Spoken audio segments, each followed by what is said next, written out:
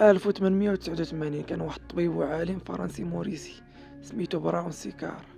هذا الراجل كان كيحس بتعب كبير، فقد الشغف في الحياة ديالو، ما بغى يخدم ولا يدير حتى حاجة. بدا كيحقن راسو بمستخلصات من خصيات الحيوانات. بعد واحد المدة قال واحد العبارة: انا حييت من جديد ووليت شخص اخر. براون رجع ليه الشغف في الحياة، رجع الحماس ورجع القوة. وهذا الشي كان بسبب داكشي اللي كيحقن في راسو، وهو ما سمي فيما بعد بالتيستوستيرون. غتكون ديجا سمعتي بيه باللي هو هرمون الرجولة، وكيكون عند الراجل، فاجي ندويو عليه شويه نتعمقو فيه اكتر. هرمون التيستو كيكون عند الرجال وعند العيالات، ولكن بنسبة اقل. هذا الهرمون كيتم انتاجه انطلاقا من الدماغ، من واحد المنطقة اللي صغيرة في الدماغ، كيعطي اشارة، والغدة النخامية كتفرز هرمون ال اش. هاد الاخيرة كيمشي للخصيتين وكيحفز خلايا خاصة فيها باش تصايب التيستوستيرون. ومنين كيطلع المستوى ديالو مزيان في الدم، الدماغ كيحبس الاشارات باش يبقى التوازن.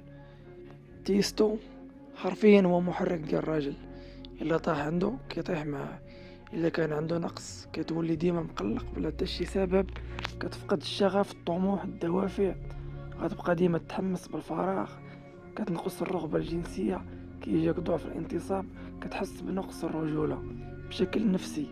الجسم ديالك كيولي ضعيف، الكرش كتكبر، كتنقص لك الطاقة والقوة، ديما عيان، ديما كسل والخمول. عظامك كيوليو ضعاف، التركيز والذاكرة ميتين، صعوبة في اتخاذ القرارات. الا جيت نبقى نعاود ليك شنو كيوقع لك فاش كيكون النقص، راه ما غنساليش، وباختصار كتموت وانت حي.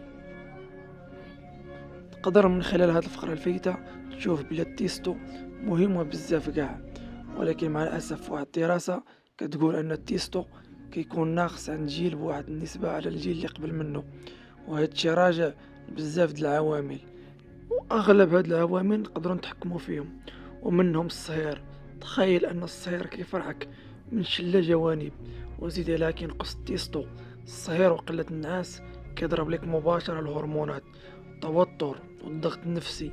مع الاسف بزاف في هذا العالم اللي ولا كلشي غادي بسرعة كيفرض واحد التوتر على الشباب، وهذا التوتر كيطلع الكورتيزول اللي مدورو كيهبط التيستو. السمنة فاش كتكون عامر ومبطبط، الدهون كتحول التيستو لهرمون الأنثى.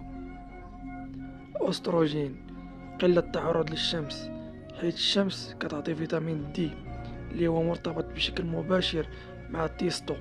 الإفراط في العادة السرية والإباحية هو ما عندهمش تأثير مباشر على التيستو، ولكن هي كتأثر بطريقة غير مباشرة عن طريق أن الإدمان كيدير قلق، ذنب، توتر.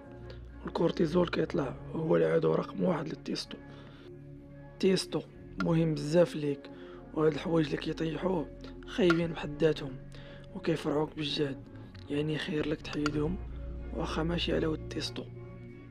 وصلنا للنهاية ديال الفيديو. الا جاك الصوت ناقص راه حيت ما كاين لا مايك لا والو، راه خدامين بالمايك ديال التليفون. ما فيها باس دير واحد لايك وواحد ابوني باش يوصلك اي جديد.